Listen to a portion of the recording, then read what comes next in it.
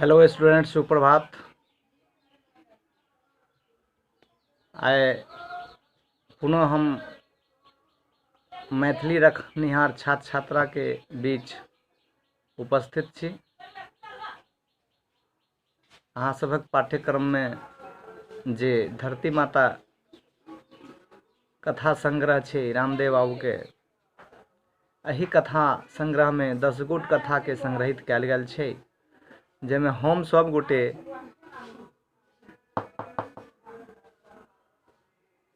4 गोट कथा के अध्ययन क चुकल छी। एही 4 गो कथा में जे व्यथा के चित्रित कयल गेल छै,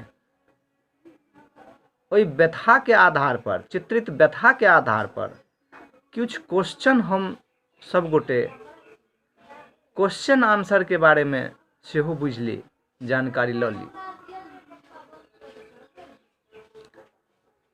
पहिल धरती माता जे शीर्षक छै, यही शीर्षक कथा के नाम पर ई कथा संग्रह सेहो लिखल गेल छै, बनायल गेल छै, धरती माता।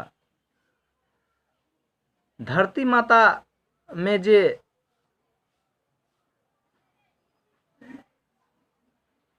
चित्रित छै, एकर जे कथा व्यथा छै, ओ अपन गाम घर छोड़ क त्याग क देश प्रदेश जाइ छै, देश प्रदेश जाइ छै जीविकोपार्जन के साधन ढूंढबाक लेल, खोजबाक लेल, जाहि सँ ओ अपन परिवार के समुचित रूप सँ चला सके। ओ अपन जन्मभूमि के भूल जाइ छै। जन्मभूमि की होइ छै हुनका याद नहीं रहे छै।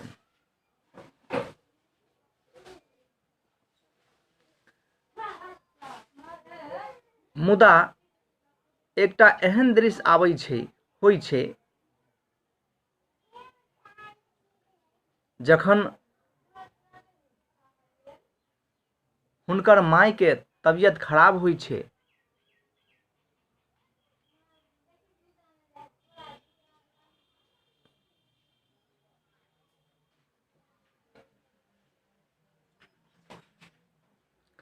तखन ओ आबै छथिन और हुनका ई आभास होइ छनि जे नहीं, हमरा अपने देश में, स्वदेश में, राज्य में रह क ही व्यवसाय क लोग अपन जीवन यापन क सकैया। तत्काल समाज में जे देखायल गेलैया मातृभूमि, जन्मभूमि के प्रति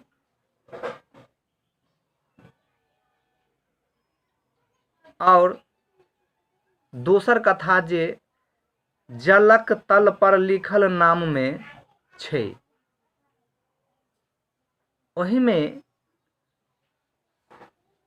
दू गोट के बीच जे वार्तालाप होइ छै और दुनू गोटे के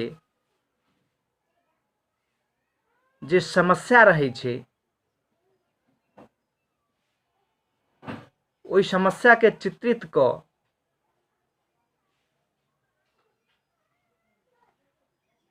रामदेव बाबू जन सामान्य के जगेबाक चेष्टा करै छथिन। जलक तल पर लिखल नाम में जे पुरुष और नारी के व्यवस्था छै, आशा आकांक्षा रहितो ओ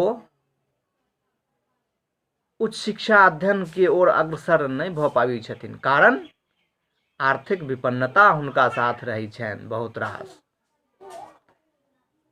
तेसर मनुख शीर्षक कथा छै, एही में एकटा रिक्शा चालक के कथा व्यथा छै। सवेरे से ल शाम तक रिक्शा पर बैठ सवारी के इंतजार में ओकर जे मनोदशा छै ओहि मनोदशा के देखायल गेल छै। कथाकार एतेक मार्मिक ढंग सँ देखौने छथिन जे एकटा रिक्शा चालक पैसेंजर के कोन तरह इंतजार करै छै।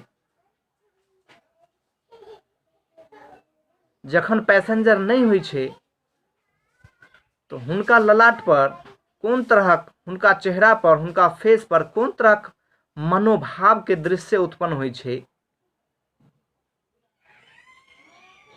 पैसेंजर भ गेला के बाद, सवारी भ गेला के बाद ओकरा फेस पर कोन तरहक जे से चित्र उत्पन्न होइ छै तेकर चित्रित कयल गेल छै। हत्थाजोड़ी शीर्षक कथा में पति पत्नी के बीच झगड़ा के देखायल गेल छै। मूर्ख रहितो पति पत्नी एकटा एहन दृश्य के उत्पन्न कऽ दै छथिन जे लोक के मनोरंजन सेहो भऽ जाइ छै। चारों कथा के पढ़ला से ई स्पष्ट होइ छै कि रामदेव बाबू कहीं न कहीं समाज में, सामाजिक जे रीति रिवाज या समाज में व्याप्त कुरीति के देख कर लिखने छथिन। एही चारू कथा के आधार पर कुछ क्वेश्चन सेहो मन में उठि रहल छै जे संभावित पूछलो जा सकैया अगला परीक्षा में।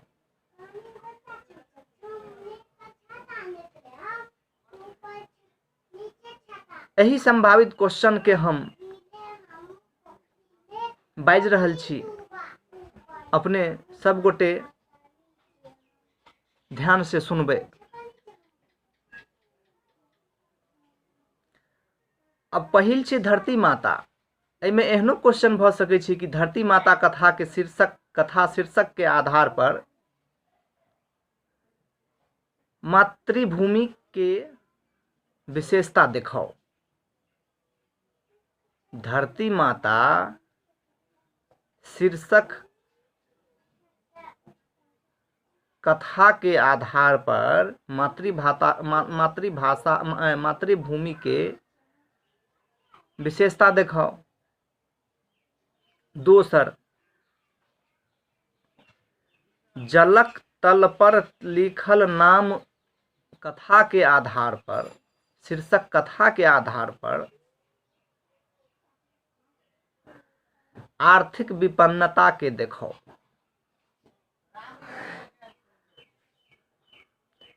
तेसर, मनुख शीर्षक कथा में जे व्यथा छै ओकरा चित्रित करू, ओकरा बताओ।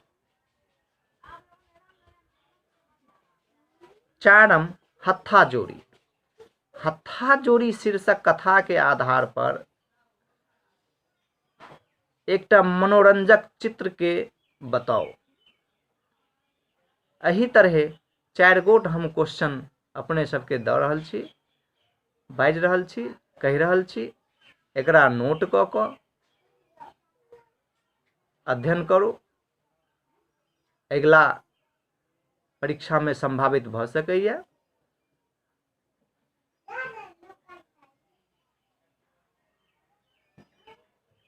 तब तक के लिए धन्यवाद।